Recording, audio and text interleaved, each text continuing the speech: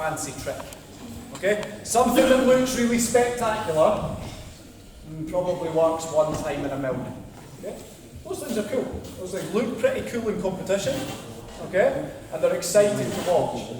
But most things in judo, whether it's in tachiwaza or whether it's in niwaza, come from some really simple principles. It comes from being able to be in control of your own body and being able to be in control of someone else's body. It doesn't necessarily have to be huge and spectacular. So what we're going to work on this morning may look really simple, but like all things that are simple, there are key parts that have to be done very, very well every time, and you'll get very high levels of success. If you try and rush to a quick finish, usually it stops working pretty quickly, or it works for a little bit of time, maybe when you're a bit stronger than everyone in your category. Okay?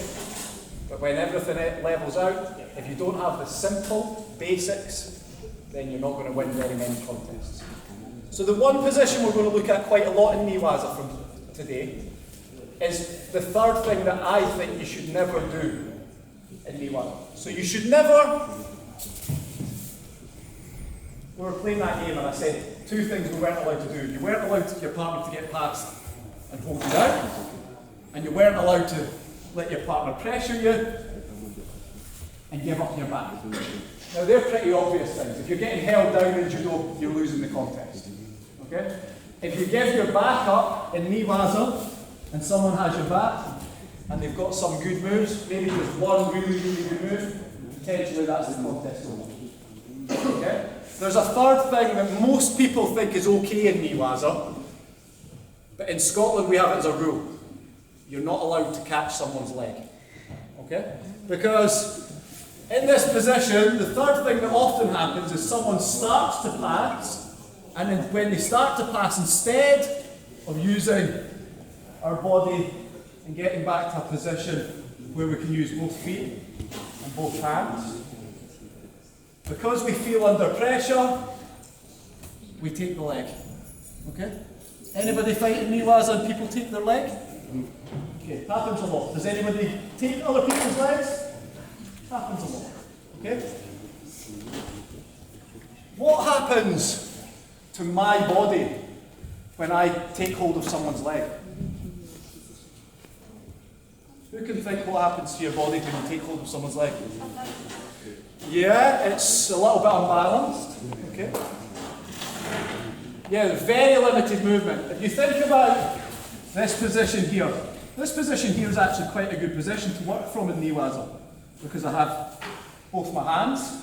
I can use all sorts of movements, forward and back. I can move away. I can use my feet almost like hands, like we did when we were gripping our partner's hips. So I've got lots of mobility. I've got lots of movement here. As soon as I put my both legs round someone else's leg, I now can't use my legs. My hips are pretty much stuck in position. And as you'll know if you asked any of the girls who fight at the top level against anybody Japanese, when you take a girl from Japan's leg like this, the fight's finished. You might as well tap. Because as soon as you take the leg, they've won the fight. Because they're so good at getting the leg out in an easy, systematic way. So, if at all possible, I would say that in this position, when someone started to maybe pass your guard, and they're putting you under pressure, you're not going to let them pass, you're not going to turn away and give them your back, but you're also not going to catch the leg. You're going to try and make sure you get in a position where you can use all your limbs. But not everyone's as clever as us. Okay? Most people are pretty stupid in a judo match. Most people are pretty stupid, especially when the pressure starts coming on. So when the pressure starts coming on, most people will take the leg. So we're just going to look at some ways of getting our leg out that work really consistently if we get the key points right. Andrew, can I use you? So, the first thing, when you get your leg caught, and this for me is probably the cardinal sin of having your leg caught, is everybody really knows that to get your leg out, you need to control your partner's head first.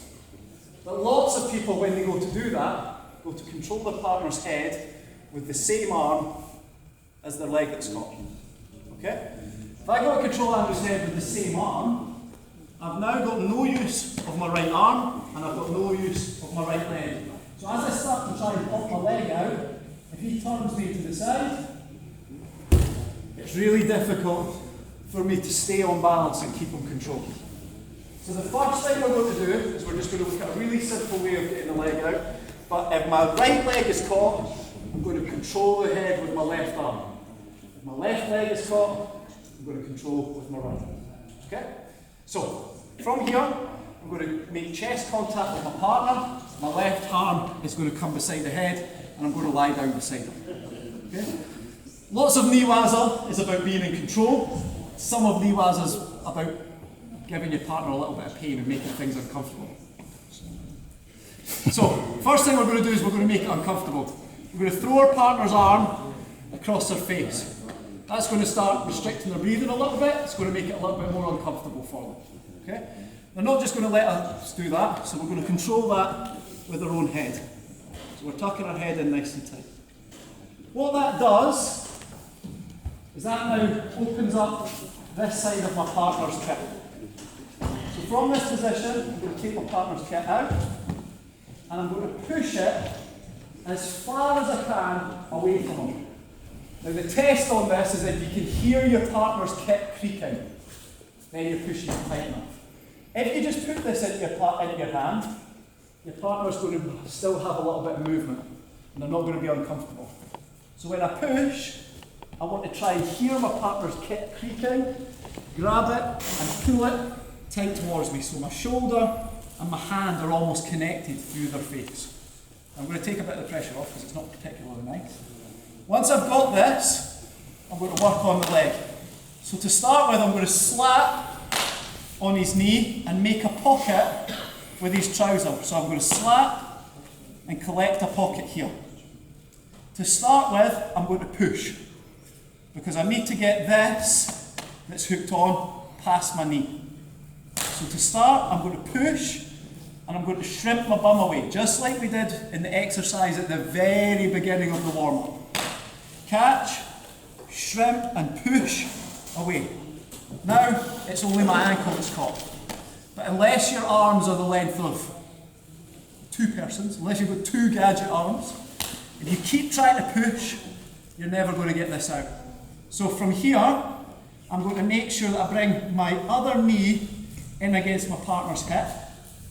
What that does is it stops him reaching this bottom leg up beyond my knee again. If I allow this leg underneath, I can push it beyond my knee, but he can reach back up and catch above again. Okay? When I push beyond my knee and shrimp away and put my knee in against his hip, now if he tries to reach up, it's difficult for him to get beyond my knee. Okay? I still have this pocket grip. I'm going to use my foot to tuck on top of his bottom leg, and now I'm going to start to pull. And I want to pull his knee joint towards me. So I pull this open, pull my leg out, switch my hips, and take the hook. Okay?